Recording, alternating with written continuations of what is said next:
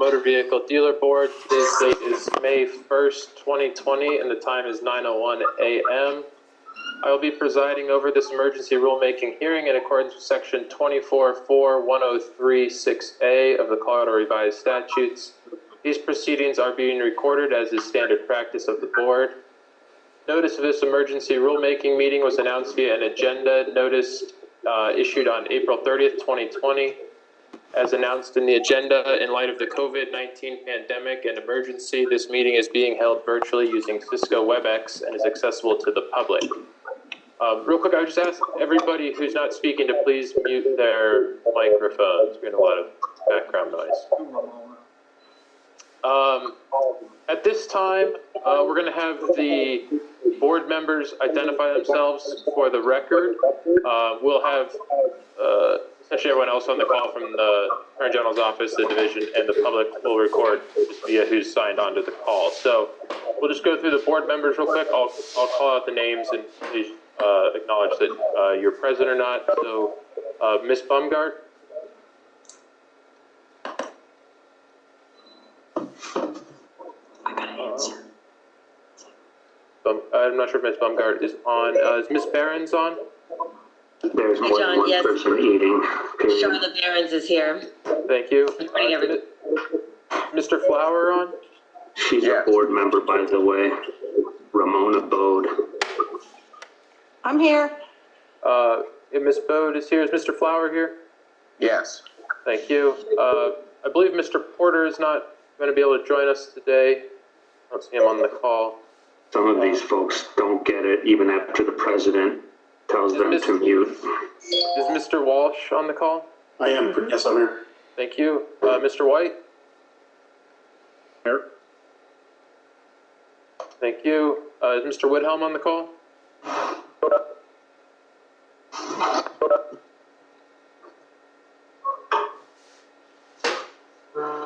Mr. Woodhelm?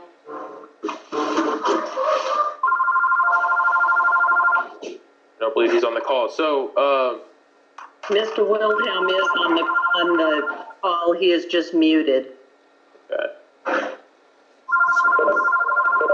Okay. Mr. Woodhelm is present. Thank you. I've determined that a quorum of the board is present, so it's possible to proceed. Just a reminder, please mute your microphones if you're not speaking. No, what is that? All right, thanks, Larry. Specifically, during this emergency rulemaking hearing, the board will consider proposed amendments to the following emergency rules. Motor Vehicle Rule 4420-102-22E and Power Sports Vehicle Rule 4420-402-17E. At this time, I'd like to call for a motion to open the hearing to consider the proposed amendments to emergency rules related both to 1 CCR 205-1 regarding motor vehicles and to 1 CCR 205-2 regarding power sports vehicles. Is there a motion to open the emergency rulemaking hearing? This is Jason White. I make a motion. This is Carrie Bonder. I'll second. Perfect. We have a motion by Mr. White, a second by Ms. Bumgart. All in favor, I'll just go down the list again. Ms. Behrens? Yes. Mr. Flower? Yes. Ms. Bode? Ms. Bode? Yes. You. Mr. Walsh? Yes. Mr. Woodhelm?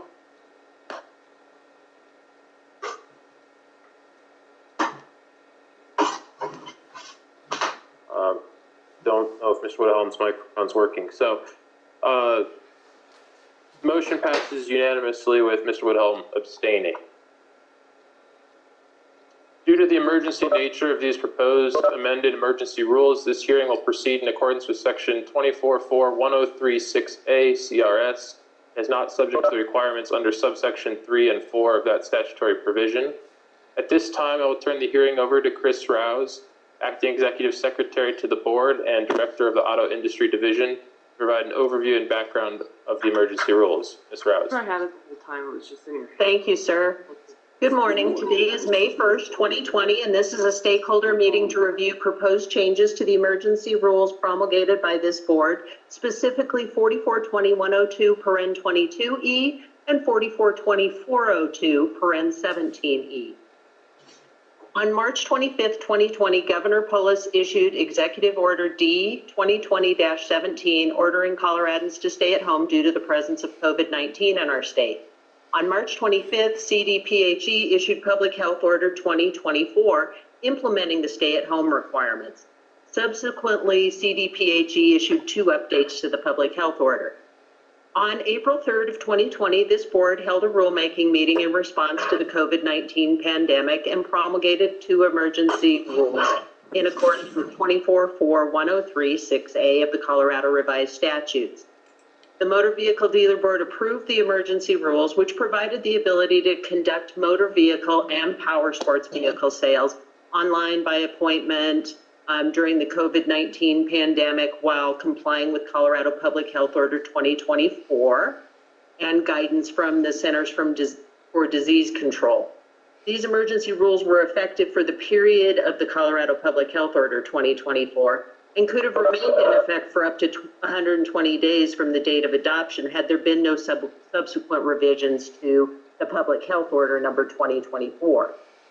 On April 26, 2020, Governor Jared Polis issued Executive Order D 2020-044, Safer at Home, continuing stay-at-home requirements for vulnerable individuals and permitting the limited reopening of post-secondary institutions and certain business operations.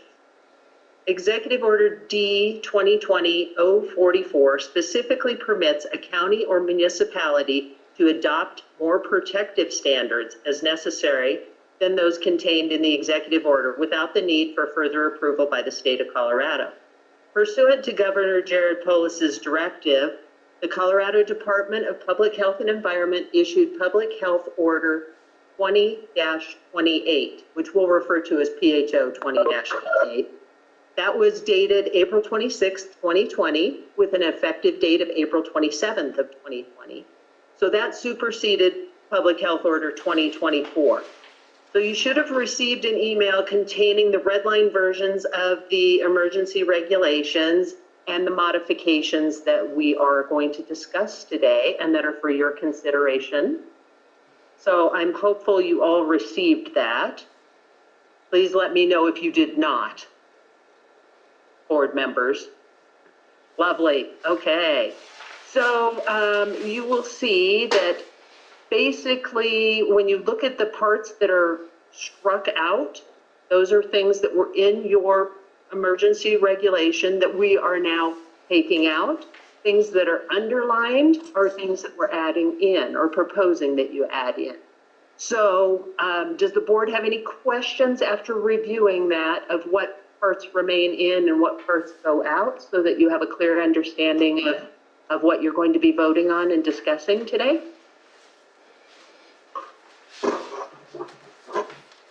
Great. Hearing none, I will turn it back over to you, President Linton. Thank you, Ms. Rouse. Do the board members have any questions for Ms. Rouse before we proceed? This is Fletcher Flower. I have a question. These things that we're voting on today, these 2 amendments, proposed amendments, would be good 120 days from April 3rd. Is that correct?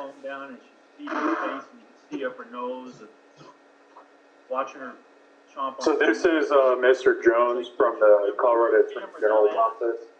I'm getting quite a bit of feedback, so hopefully you guys. But I wanted to address that specific issue, Mr. Flowers.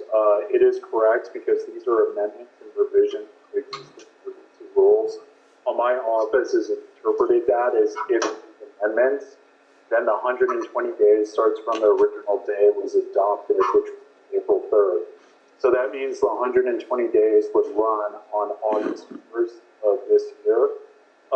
If it becomes an issue and we get closer to that time and there has been changes, but it becomes apparent that the public health order will remain in effect, we can readdress that through emergency rulemaking again, in contact with the stakeholders, I'm guessing, and would be able to repromulgate promulgate emergency rules and eliminate these if there's a need to do that. My understanding from what I've been hearing is that in all likelihood, things are going to change. It could be in a week, it could be in 4 weeks, it could be in 6 weeks, it could be in 8 weeks. But there will be changes coming, so my guess is that we'll have to address them. But you are correct. With both of these rules, since these are amendments and revisions to existing emergency rules, they will be 120 days from the original date of promulgation, which was on April 3rd.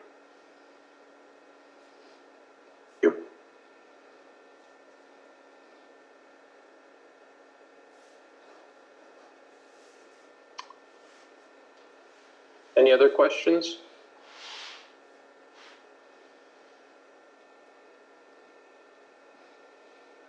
Hearing no other questions from board members, we'll move on to the public. Is there anyone from the public who wishes to testify? Please make sure to state your full name and the name of the organization, if any, that you are appearing on behalf of. Please attempt to limit your comments to 5 minutes. Does anyone wish to speak? Yes, I'm Tim Jackson with the Colorado Auto Dealers Association. I'll stay more brief than 5 minutes, but just to let you all know that, and I forwarded over to Chris Rouse at the Auto Industry Division, some research documents that we've conducted through the association that compares those states with the COVID-19 rules that close showrooms compared to, in the performance of those, compared to those states that were less restrictive. And obviously the only reason the governor or state agencies would restrict sales in showrooms or do any other restrictions under COVID-19 risk reduction measures to flatten the curve, to stop the spread of the virus and all that, is to be effective at that. And these research documents will show, based on 2 different sets of categorical research, that they really weren't effective. The 15 states that have the most restrictive sales in the country are the 15 states that have a vast majority of the COVID-19 infections, hospitalizations, and fatalities. In fact, those 15 states make up 75% of the fatalities in the country, leaving the other 25% of the fatalities to those states that have less restrictive sales operations. I'm not here to tell you that by opening showrooms, we're changing the rules as a part of the process here today, that we're going to be able to save lives. I can just tell you that keeping them closed has not resulted in saving lives, as evidenced by this research that we've conducted. And there's not only the research document, which is a spreadsheet, but we also have a summary document that will be, I think, self-explanatory. We've also looked at the economic side, and that's what the state is going to be in an economic crisis because of the health crisis as a result of lost revenues. It's estimated now at about $3 to $3.5 billion. A large part of the revenues for the state of Colorado come from the sale and service of new and used cars. In those states that have the closed showrooms have had a reduction in those sales by about 25% worse than the states that have open showrooms. So it's a difference between being down 40% and being down 65%. Colorado specific in that mix is down 19%. So you could round it and say 20%. And that literally equates to, over time, hundreds of millions of dollars worth of lost revenue for the state of Colorado. I'll end it there, and just to let you know that Chris Rouse does have those documents. We talked a little bit about it at a stakeholder meeting yesterday. I'm fine, and actually would request that she send it on to the Motor Vehicle Dealer Board members, and I'd be glad to answer any questions now or in the future on it. Thanks for taking the time to address these rules, because they're really important to the industry and, more importantly, to the public that you serve. I'm Tim Jackson, and I'm out. Thank you, Mr. Jackson. Are there any other members of the public that wish to speak? Mr. Winton, this is Mike Whithelm. I had some technical difficulties, but I am back online now. If you can hear me, see me. Yep, great. Thank you, Mr. Whithelm. Thank you. Any other public comments? Okay, hearing none, at this time I'd like to call for a motion to close the public comment phase of the hearing to consider the proposed amendments to emergency rules related both to 1 CCR 205-1 regarding motor vehicles and to 1 CCR 205-2 regarding power sports vehicles. Is there a motion to close the public comment phase of the rulemaking hearing? This is Carrie Baumgart. I move to close the public hearing. Comment. Thank you, Ms. Baumgart. Do we have a second? I'll second. Thank you, Mr. Walsh. We have a motion to close the public comment phase from Ms. Baumgart, second by Mr. Walsh. All in favor, Ms. Behrens? Yes. Mr. Flower? Yes? Ms. Bode? Yes. Mr. White?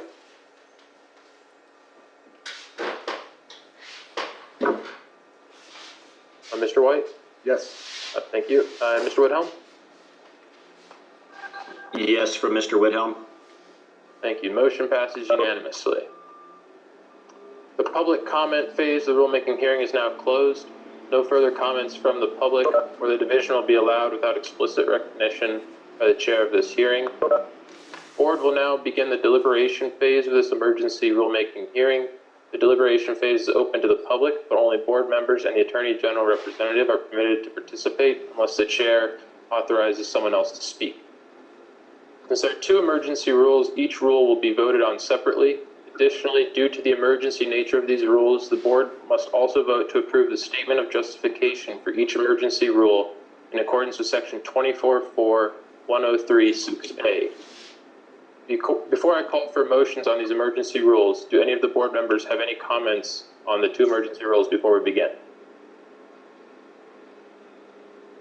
This is Luke Walsh.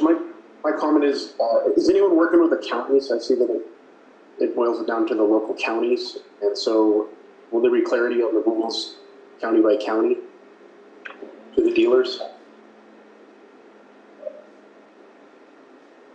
This is Mr. Jones from the Attorney General's office. So, Mr. Wald, the reason that these rules were drafted the way they were, they're very broad because it is a very diversified landscape. That was something that was discussed at the stakeholder meeting yesterday. The executive orders put out by Governor Polis are very clear that the counties can do more limitations, such as Denver, Boulder County, Arapahoe County under the Tri-County Health system, currently that go into effect until May 8th. Unfortunately, we didn't want to get into those because some counties are even variances to make it less restrictive, depending on how many cases and the situation regarding COVID in a specific county. So I would encourage you to reach out to your counties and ask them regarding what the specifics are for wherever. I know there's some dealerships with multiple locations. So for each location, reach out to the respective county and check with them. But under the guidance that is put out by Public Health Order 20-28, there are certain guidelines that are listed out under the original part, which I think is page 6 to page 8, with some restrictions, and then also for retail businesses under Appendix A of that document. So those are the general guidelines, and then you can check with your specific county where your dealership is located to see if they're doing anything on that or they're less restricted. Thank you. Does that answer your question, Mr. Wilson? It does. I imagine that's something that the dealer association will probably put together and mail out county by county guidelines.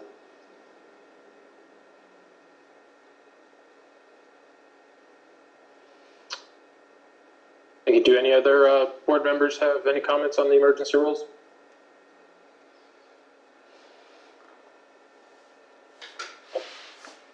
Okay, hearing no other comments, we can move forward with proposed amendments.